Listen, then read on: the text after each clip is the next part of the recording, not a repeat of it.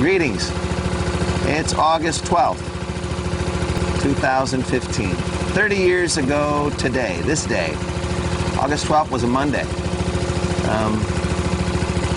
It was on a Sunday that I went back home from Chestnut Grove Resort to my home at 1386 North Washington Avenue, which we'd only had for like a year. I wasn't seeing Donnie a lot because he was playing out a lot with John Blickens, and his band was doing good. And Donnie was writing good songs. My brother Mark, who was a waiter, was scheduled to go back with us. Anyway, we had just played the Saturday before we had played Danny Breyer's wedding. And I wore a pink suit coat, and Donnie was pissed. He thought I looked like a jerk, and I did. And when we'd sing together, he would give me harmonies, or he would sing harmony, and he would say, "Don't go with me, don't sing what I'm singing." And of course I would. Partially because I just couldn't hear harmonies well, and just partially because my life sport was getting Donnie pissed. Like, I really enjoyed that. So we sang at Danny Breyer's wedding. Danny came up the aisle. His wife looked stunning. And I really didn't mean to, but I went with Donnie. I sang his harmony, and he was pissed.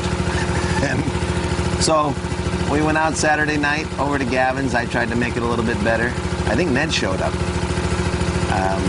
And the beauty of Ned, to me, was, as we got older, Ned was, and Kevin and Donnie and John Camille and Jimmy Cadden and so many other people were his real friends. Like, they could hang. And I was the jerk that was always doing something or running to something, and I wasn't a great friend, but more like a brother. So on Saturday night, we slept in the room on my sister's side of the house now. And it's a bunk bed, a steel bunk bed. And Donnie was on the bottom, I was on the top, and the top bunk would shake, and it bothered him. He got freaked by closed places. So, of course, it was fun to tease him all night with the top bunk kind of falling down, and to the point we couldn't sleep. And at about, 6 in the morning, sun was coming up. I said, "Mac, why don't we just go to the resort? Come and work for this week," because he was the chef. And he said, "All right, do we have a ride from the bus stop at Swiftwater?" I said, "Oh, of course we do." So we took the bus, the Mart's bus, and got off at the entrance to Swiftwater. Of course, we had no ride. And I said, "Oh, what's today, Sunday?" It's Monday, the bus, sorry. And we walked all the way from whatever that highway is, 307, I want to say, or 611, into what's really kind of freaky is we walked right past the tree that would kill him and Mark.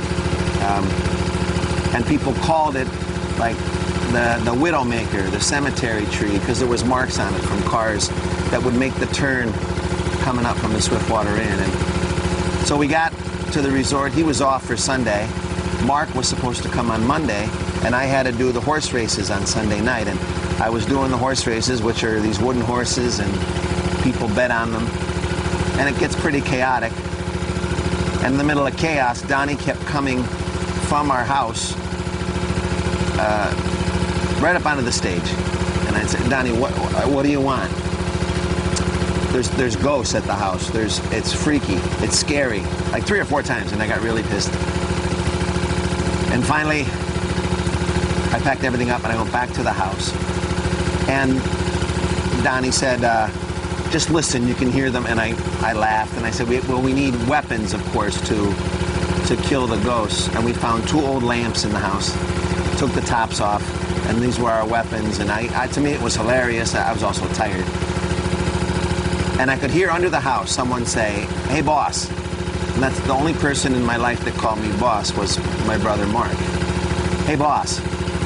And then, "Hey, Todd." And I could hear it clearly. And it kind of freaked me, but I didn't say anything to Donnie because he was already freaked. We ended up finding no ghosts, but I was sure Mark had come up to give us a hard time. And the next day,